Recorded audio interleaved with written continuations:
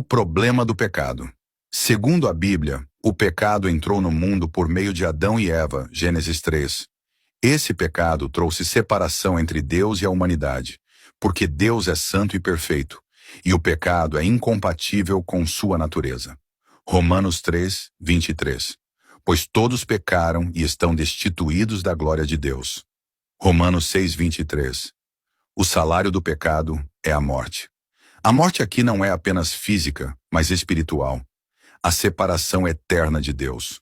A justiça e o amor de Deus. Deus é justo e, como tal, não pode ignorar o pecado.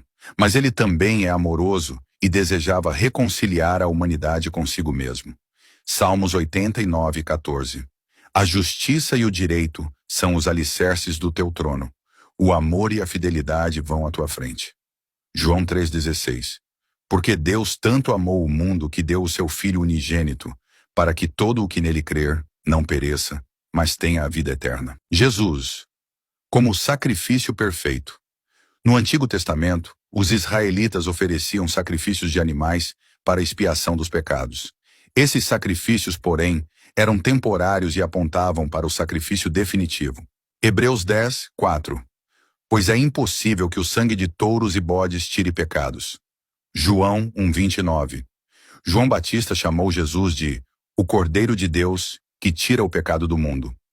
Jesus, sendo sem pecado, ofereceu a si mesmo como o sacrifício perfeito para pagar a dívida do pecado por toda a humanidade. 1 Pedro 2,24. Ele mesmo levou em seu corpo os nossos pecados sobre o madeiro, para que morrêssemos para os pecados e vivêssemos para a justiça. Reconciliação com Deus. A morte de Jesus abriu um caminho para que a humanidade fosse reconciliada com Deus. Por meio de sua ressurreição, ele venceu o pecado e a morte, oferecendo vida eterna para quem nele crê. 2 Coríntios 5:21. Deus tornou o pecado por nós aquele que não tinha pecado, para que nele nos tornássemos justiça de Deus.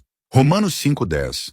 Se quando éramos inimigos de Deus fomos reconciliados com ele mediante a morte de seu Filho, quanto mais agora, tendo sido reconciliados, seremos salvos por sua vida. Jesus precisou morrer porque o pecado exigia uma pena, justiça de Deus. Somente um sacrifício perfeito poderia pagar essa dívida.